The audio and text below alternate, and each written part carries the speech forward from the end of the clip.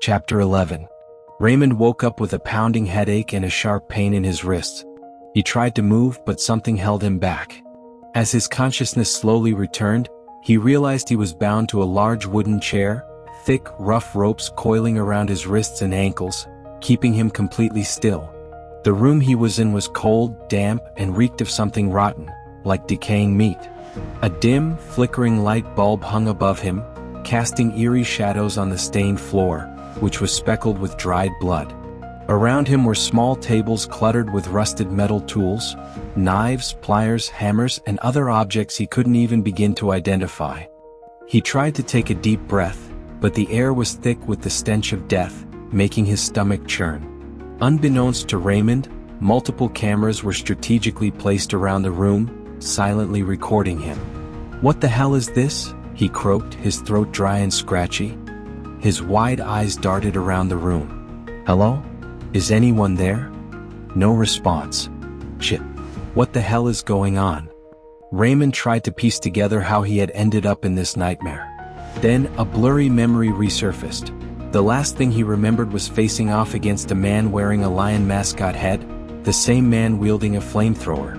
He had been taken down effortlessly. And now he was here. "Damn it.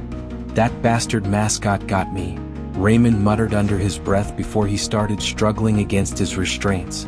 Unfortunately, the ropes binding his wrists were too tight, making it impossible to free himself so easily. Despite the difficulty, he refused to give up. He twisted his hands, pulling at the knots, even as pain shot through his wrists. His skin burned from the friction, and the effort felt fruitless, but he kept going. Then, just as the pain became unbearable, he noticed something. The ropes were starting to loosen. I think I can get out of this." But then he heard something. A sound, low and distant, almost like a faint humming. It wasn't mechanical. No, it was a voice. Someone was humming a slow, incomplete tune. Raymond froze, his body tensing. The sound was coming closer. It wasn't from inside the room, but from the dark hallway just beyond the door. He focused his gaze toward the source of the noise, straining to see through the shadows. And then he heard footsteps. Slow, deliberate. Whoever was approaching wasn't in a hurry, but each step landed like a hammer against his chest. "Who's there?" he called out, louder this time, though his voice still trembled. "I know you're out there. Let me go." The footsteps stopped. Silence fell. Raymond held his breath. Then someone emerged from the darkness, stepping into the dim light. It was one of them, one of the killers. A towering figure wearing a grotesque, oversized chicken mascot head, its once white feathers now stained and dirty. The large, empty black eyes of the plastic mask stared directly at him. "Shit. One of them," Raymond cursed internally, his heart pounding in his chest. The man didn't speak.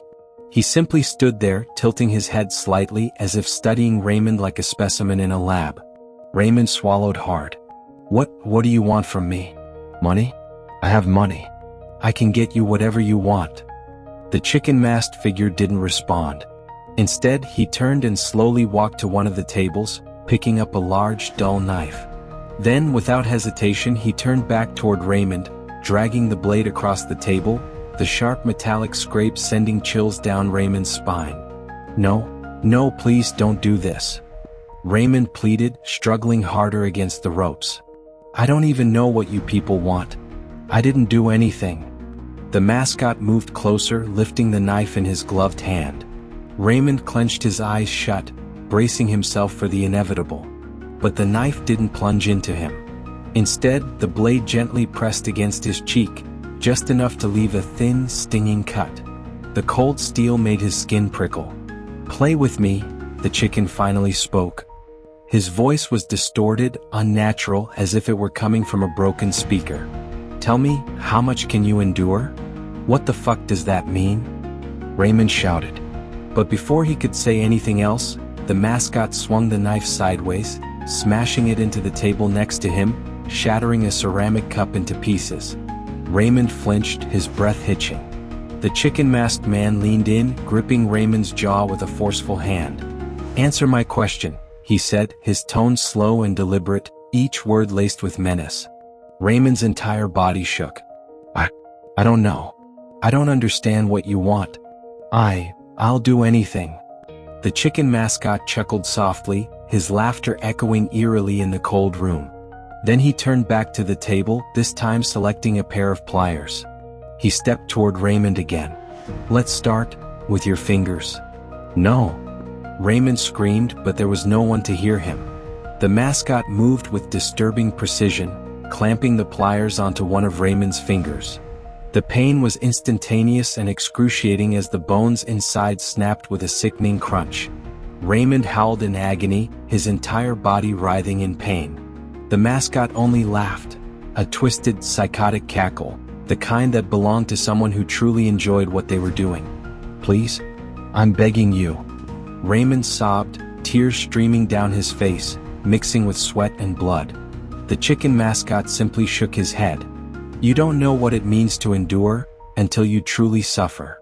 Raymond had no idea what that meant, nor did he have the strength to ask.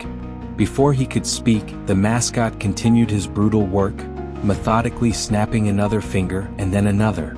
The torture was slow and deliberate, designed to maximize pain. His screams filled the room, and by the time the second finger was broken, his blood had already soaked into the ropes binding his hands. When the chicken-masked man was done, he casually tossed the pliers onto the floor with a loud clang. Raymond could no longer scream. His voice was raw, his body convulsing from the sheer agony. Next, the mascot mused, how about I take your eyes? Raymond's breath hitched. His already wide eyes widened even further in pure horror. It was only now that he realized, the mascot wasn't just torturing him. He was savoring it. No, don't. Please don't. Raymond cried, thrashing against his restraints. Itch 'em. Maybe I'll start with your teeth instead. I do love pulling things out. What? No, don't. Please. The mascot retrieved a metal jaw spreader, an instrument designed to keep his mouth pried open. Seeing it, Raymond turned his head away in frantic refusal. That refusal earned him a brutal punch to the face. Then another. And another. Blood gushed from his nose and lips, his vision blurring from the relentless strikes. Raymond coughed and gasped, barely able to fight back. But the beating continued, his face swelling from the repeated impact. And once he was weak enough, the mascot forced the device into his mouth, stretching his jaws unnaturally wide. His lips split from the pressure. The pliers came next. The mascot gripped one of Raymond's front teeth and yanked hard. The sensation was pure agony, like molten steel being drilled into his skull. Raymond screamed, his entire body shaking violently. The chicken mascot only laughed harder. One tooth down. Blood poured freely from his mouth. The mascot sighed in disappointment. You're weak, he muttered. This is getting boring. Raymond sobbed, his body limp from the overwhelming pain. The mascot lifted his knife again, pressing the blade against Raymond's throat. What are you going to do? Raymond whimpered. But before he could strike, a loud noise echoed from the hallway outside. The chicken-masked man turned sharply toward the sound. What was that? Raymond saw his chance. But it was already too late. The mascot swung his knife, slicing deep into Raymond's shoulder. His screams filled the room, and as more blood sprayed, darkness swallowed him whole.